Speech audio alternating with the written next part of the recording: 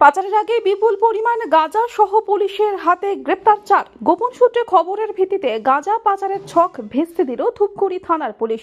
Police সূত্রে খবর, ধৃত 4 যুবক দিনহাটা থেকে গাঁজা নিয়ে মধ্যমগ্রামের উদ্দেশ্যে যাচ্ছিল। বাসে তারা ধূপগুড়িতে আসে।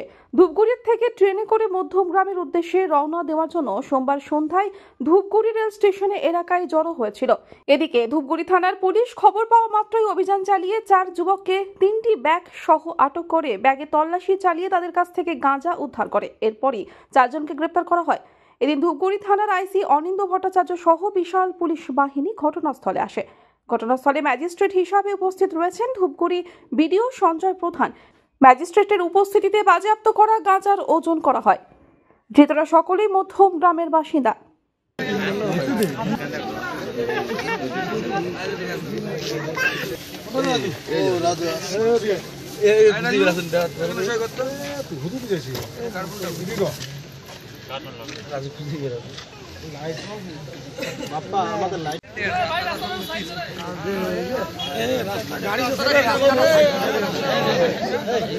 বাইকটা এখানে কে ঢুকিয়েছে? বাইকটা সরাতো।